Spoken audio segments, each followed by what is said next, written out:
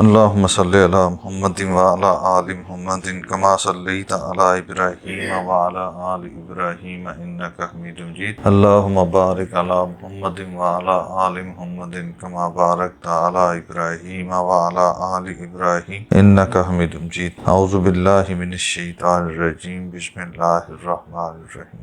الشهر الحرام بالشهر الحرام والحرمات قصاص فمن اعتدى عليكم فاعتدوا عليه بمثل ما اعتدى عليكم واتقوا الله واعلموا أن الله مع المتقين.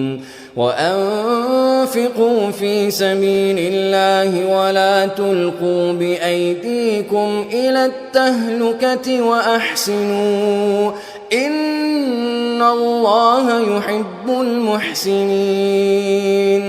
اس سے پچھلے سبق میں ہم نے پڑھا تھا وَقَاتِلُوهُمْ حَتَّى لَا تَكُونُ فِتْنَةٌ، اور ان سے جہاد کرو، ان کے ساتھ لڑائی کرو یہاں تک کہ فتنہ ختم ہو جائے۔ سب سے بڑا فتنہ کیا ہے؟ اللہ کے ساتھ شرک اور اللہ کی نافرمانی۔ وَيَكُونَ الدِّينُ لِلَّهِ، اور تب تک جہاد جاری رکھو جب تک دین خالصتاً اللہ کے لیے نہ ہو جائے۔ فَإِنِ انتهوا، یہ دین سے کیا مراد ہے کہ دین اللہ کے لیے نہ ہو جائے۔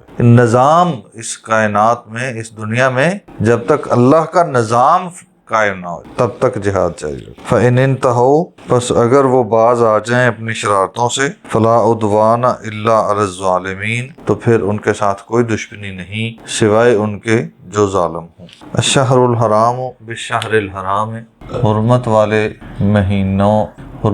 مہینے ہیں بالشہر الحرام، حرمت والے مہینوں کے بدلے میں۔ اللہ تعالیٰ نے 4 مہینے حرمت والے رکھے ہیں جس میں لڑائی منع ہے۔ یہ حرمت والے مہینے دین اسلام سے پہلے کے ہیں۔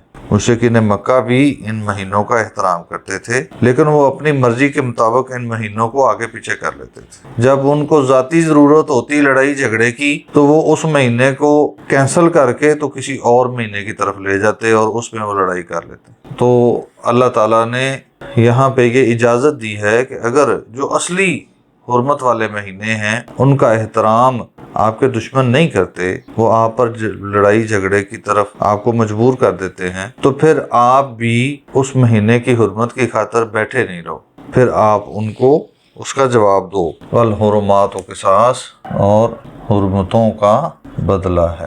فمن اعتدی، پس جو کوئی زیادتی کرے، علیکم، تم پر، فاعتدوا علیہ، پس تم بھی اس پر زیادتی کرو۔ یعنی اگر کوئی تم پر حملہ کرتا ہے، اگر کوئی تم پر چڑھائی کرتا ہے تو تم بھی اس پر چڑھائی کرو، بمثل، اسی قدر، ما اعتدی علیکم، جس قدر اس نے تم پر زیادتی کی۔ جتنا اس نے تم پر حملہ کیا، جتنا اس نے تمہارا نقصان کیا، تم بھی اتنا ہی نقصان کرو، اس سے زیادہ نہیں۔ واتقوا اللہ، اور اللہ سے ڈرو۔ واعلموا، اور جان رکھو، ان اللہ، بے شک اللہ تعالی، مع المتقین، پرہیزگاروں کے ساتھ ہے۔ یعنی اس لڑائی کے معاملے میں بھی تم اگر اللہ کے احکامات کو سامنے رکھتے ہوئے ان تعلیمات کے مطابق لڑائی کرو گے تو اللہ تعالیٰ تمہارے ساتھ ہے۔ اللہ تعالیٰ تمہیں اس دنیا کے سامنے ذلیل نہیں کرے گا۔ وَأَنفِقُوا فِي سَبِيلِ اللَّهِ، اور خرچ کرو اللہ کی راہ میں، وَلَا تُلْقُوا، اور نہ ڈال دو، بِأَيْدِيكُمْ، اپنے ہاتھوں کو، إِلَى التَّهْلُكَةِ، ہلاکت میں، وَأَحْسِنُوا، اور احسان کرو۔ ہلاکت میں ڈالنے سے کیا مراد ہے؟ بخل کرنا، یعنی ہر وقت اپنا ہاتھ کھینچ کے ہی رکھنا، اللہ کے راستے میں کسی وقت بھی دیتے ہوئے جھجکنا، جان ہی نکل جانی ہے جب بھی اللہ کے راستے پہ خرچ کرنے کا وقت آئے گا، تو یہ کیا ہے؟ ہلاکت ہے۔ احسان لفظ عربی نہیں ہے؟ جی اردو کی اس کا احسان بالکل ایسا ہے۔ اردو بیسیکلی کوئی زبان نہیں ہے نا، اردو میں مختلف زبانوں کے الفاظ ہیں۔ ان اللہ، بے شک اللہ تعالی، یحب، پسند فرماتا ہے، المحسنین، احسان کرنے والوں کو۔ احسان کیا ہوتا ہے؟